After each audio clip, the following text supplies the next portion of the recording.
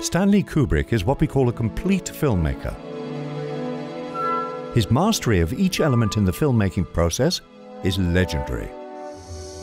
Film directing, I think, is a misnomer. Directing the film is only, you might say, 1/3 of the process. You know, writing the film, directing the film, and then editing the film.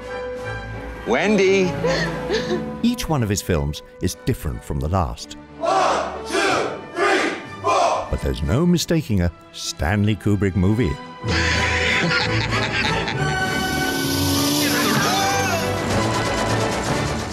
So, what makes Kubrick's film so timeless? I don't know. And how does his work remain an inspiration to filmmakers today? You will learn by the numbers. I will teach you.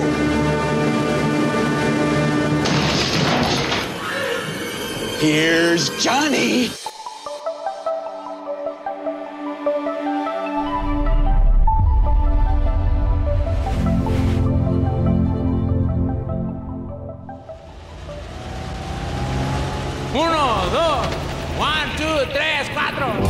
We're going to look at what makes Stanley Kubrick movies so iconic.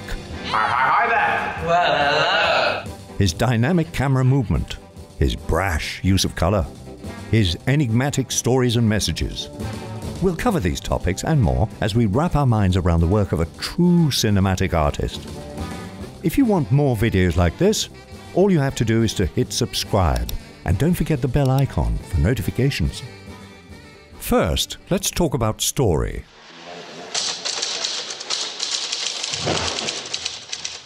Come and look at it, son.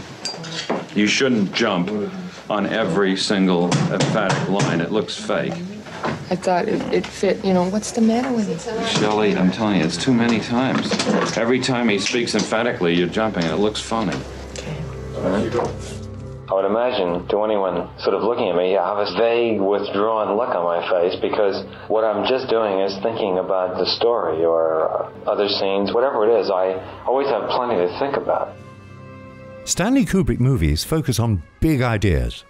In their own way, each film is about the human experience, and Kubrick's movies become opportunities for us to understand ourselves, our hubris. The planes are fully armed with nuclear weapons with an average load of 40 megatons each. Our jealousy.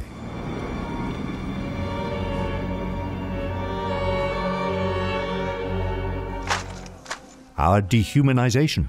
What do we do for a living, ladies? Kill, kill, kill! He's always searching for truth. But the ambiguity in his films leaves these existential ideas open-ended. This allows us to see something different every time. The films don't change, but we do. This is what makes them timeless. When crafting stories like Kubrick, choose grand and meaningful topics that encourage us to consider the world around us, but leave the conclusions open to interpretation. Now, let's talk about Kubrick's production design. You keep playing where you shouldn't be playing,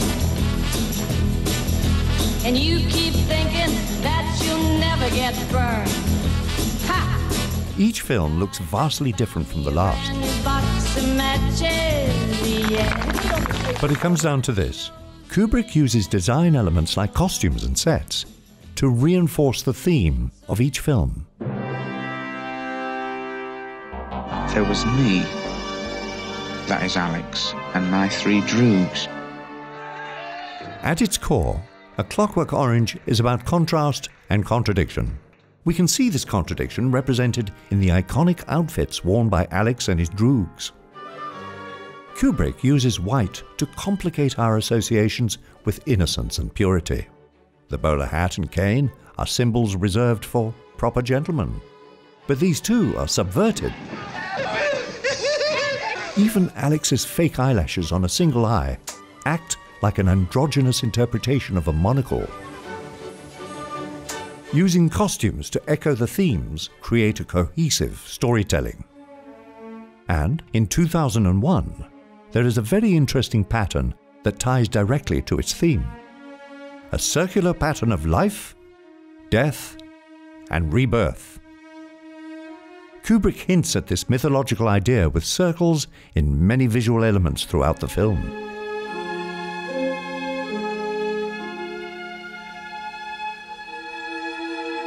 By using this circular motif, Kubrick creates multi-layered meaning. People do not react to abstractions. You know, they only react to direct experience.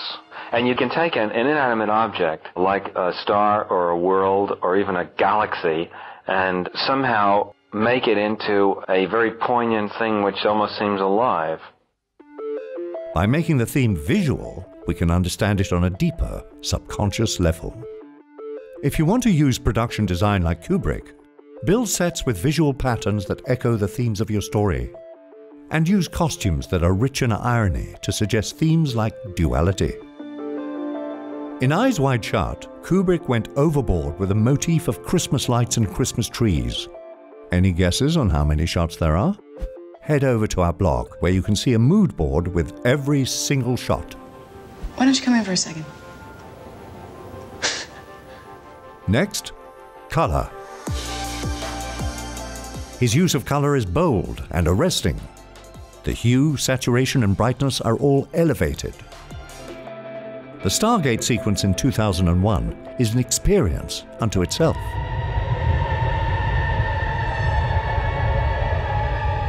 A dazzling and immersive spectacle of color. But in many cases, Kubrick uses a single color in dramatic fashion.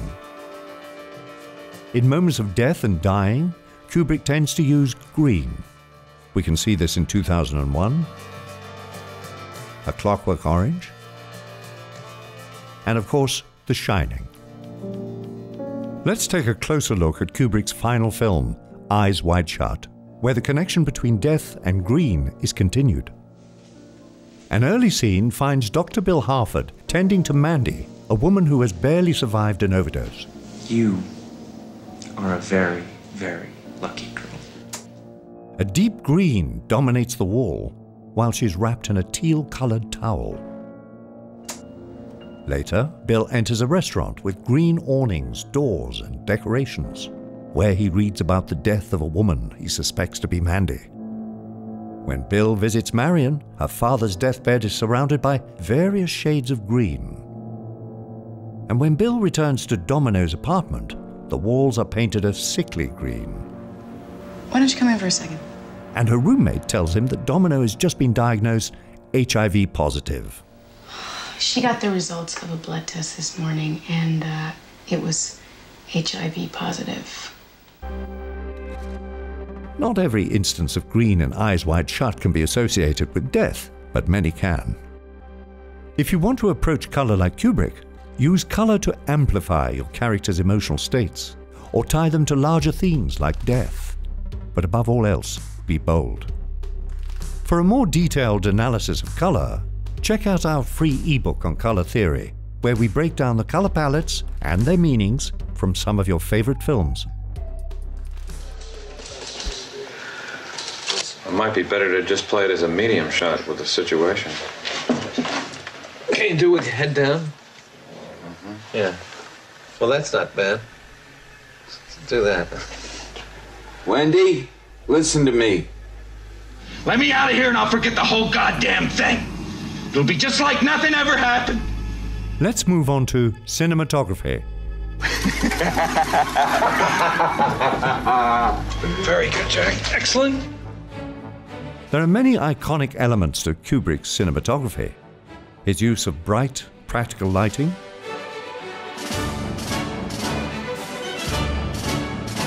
or his symmetrical framing. But let's talk specifically about his tracking shots. He's coming. Come on, scared. Look back again, Danny. Look back, Danny. Look back. Scared. See the door. See the door. Look at the cupboard. Quickly. Get in the cupboard. Good. I think the last three were quite good. Kubrick often leads or follows his characters with the camera. We watch and move with them in an almost voyeuristic manner, and we become part of the scene, something a static camera might not provide.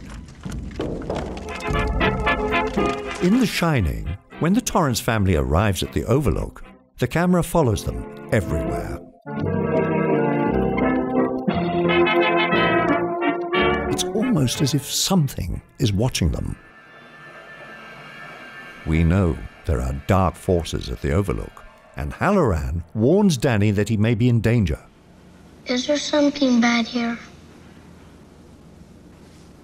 Well, you know, Doc, when something happens, it can leave a trace of itself behind. Kubrick's voyeuristic tracking shots go a step further for an entirely different and sinister purpose.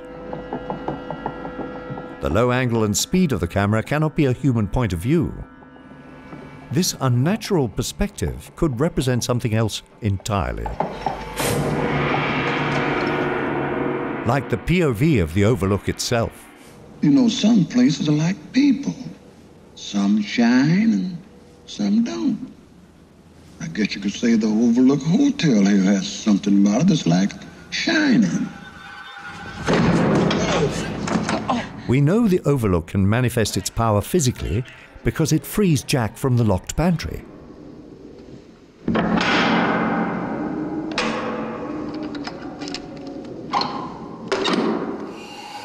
And in this scene, we can see this manifestation for ourselves. With each swing, the camera whip pans in a parallel motion. Wendy, I'm home. What began as passive voyeuristic observation has turned into active participation. The Overlook is throwing its own power into each swing. Here's Johnny! Kubrick uses his camera in a number of ways, and so can you. Danny! Danny boy! Consider using your camera to give the audience an active POV by leading or following your characters. Check the description for our checklist of cinematography techniques, where we provide dozens of helpful camera and lighting tips to hone your visuals. Next up, editing.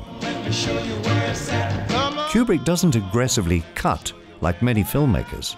He allows his moments to take their time. He prefers wider and longer shots that capture the character as well as their environment.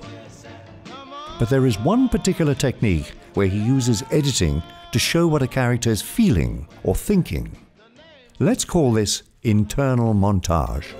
I knew such lovely pictures. In A Clockwork Orange, Alex's daydreams are random fragments of violence and destruction. In Eyes Wide Shut, Bill is haunted by images of his wife with another man. When Kubrick shows us what is in the character's heart and mind, our connection to them deepens. He typically does this for a single character, but let's look at a unique example from Full Metal Jacket, in which we get a collective thought from a group. It all starts when 8-Ball is hit by a sniper.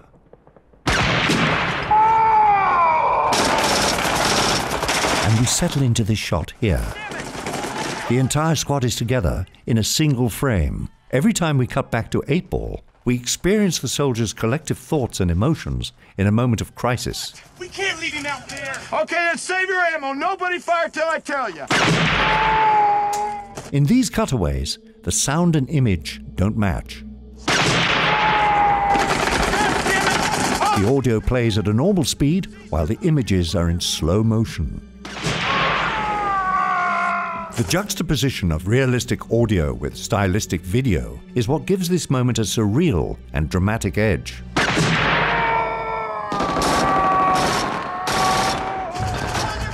Like Kubrick, you can use editing techniques such as internal montage to explore the inner experience of your characters and provide a deeper connection with the audience. Now, let's talk about sound. Its sound design is minimal.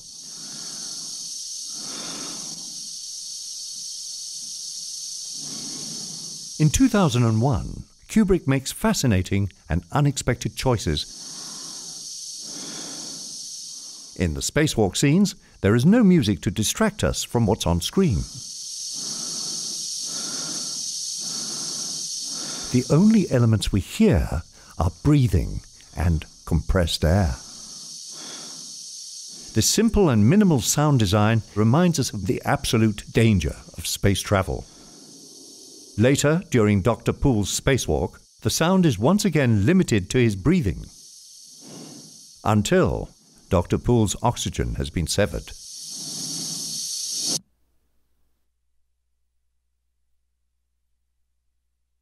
The simplicity and coldness of this moment is communicated with a simple sound design choice: silence.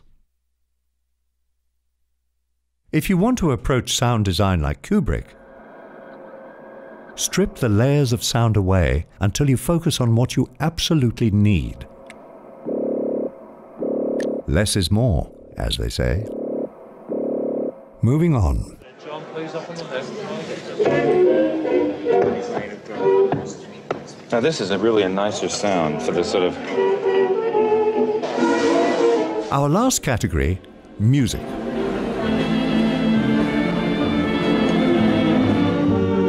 Kubrick's music is bold and takes center stage in many iconic sequences.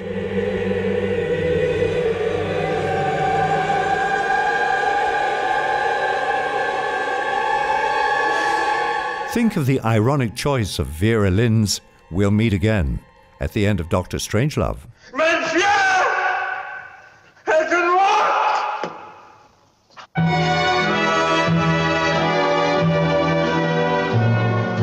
We'll meet again. Don't know where, don't know when, but I know we... Or the synthesized pulsing dread over the natural beauty in the opening credits of The Shining.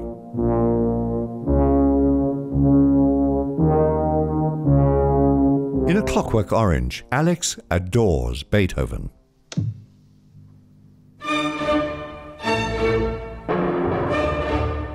He's also a violent psychopath. This clash of beautiful classical music with ultra-violence defines the core message of the film. Our world is simultaneously beautiful and horrible. The best example of this idea is found in this scene.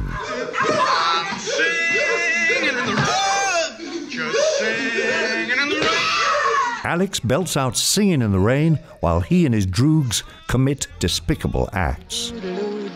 Our positive associations with Singing in the Rain become complicated.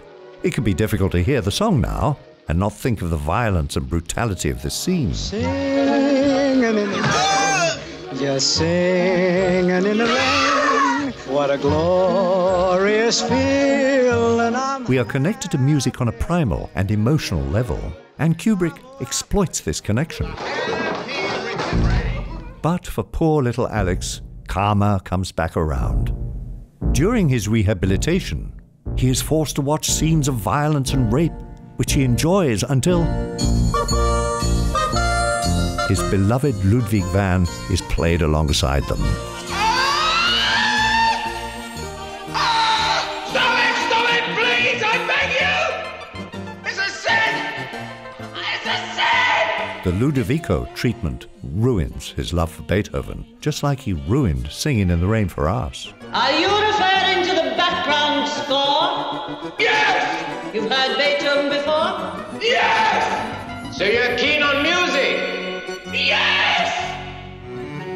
Remember that ironic choices can have a powerful impact, and you can use our emotional connection to music against us. But before scoring your own films, head over to our article on creating unforgettable film moments with music.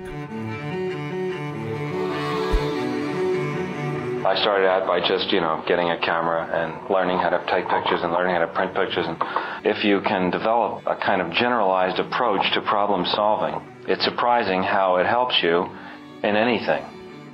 So, how do we define Kubrickian?